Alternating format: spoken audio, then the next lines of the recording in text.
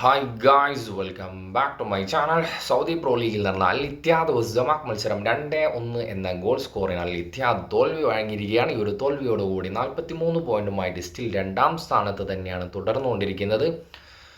ഇത്തിഹാദിനെ സംബന്ധിച്ചിടത്തോളം ഈ ഒരു മത്സരം വിൻ ചെയ്യാൻ സാധിക്കുകയാണെങ്കിൽ ഒന്നാം സ്ഥാനത്തേക്ക് മുന്നേറാമായിരുന്നു. കാരണം അപ്പുറത്ത് അൽ ഹിലാൽ തോറ്റുകൊണ്ടിരിക്കുകയായിരുന്നു.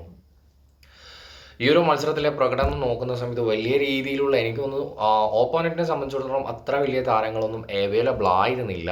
ഒരു സിമ്പിളായിട്ടുള്ള സ്ക്വാഡായിരുന്നു. വലിയ രീതിയിലുള്ള പ്രഷറോ കാര്യങ്ങളോ ഓപ്പോണൻറ്റിൻ്റെ ഭാഗത്തുനിന്നും ഗെയിം പ്ലേയിൽ കാണാൻ വേണ്ടി സാധിച്ചില്ല. എനിക്ക് തോന്നുന്നു ഇത്തിഹാദ് വളരെ ഓവർ കോൺഫിഡൻസ് ആയി ഒരു സിമ്പിളായിട്ട് ജയിക്കാമെന്നുള്ളൊരു മെൻറ്റാലിറ്റിയാണ് അവർ ഗെയിം പ്ലേയിൽ നിന്നും മനസ്സിലാക്കാൻ സാധിച്ചത്. പക്ഷേ പണി വാളിപ്പോയി ഗൈസ്. ഒന്നാം സ്ഥാനത്തേക്ക്, കാരണം രണ്ട് ടീമും സെയിം പോയിന്റിലാണ് നിൽക്കുന്നത്. അല്ലെങ്കിൽ ഹിലാലും 43, അതുപോലെ ഇത്തിഹാദും 43 പോയിന്റിലാണ് നിൽക്കുന്നത്. പക്ഷേ നല്ലൊരു അവസരം കൊണ്ടുപോയി കളഞ്ഞു. അൽ നാസർ ആണെങ്കിൽ ഇപ്പോൾ 4-ാം സ്ഥാനത്തേക്ക് പിന്തള്ളിയിട്ടാണുള്ളത്.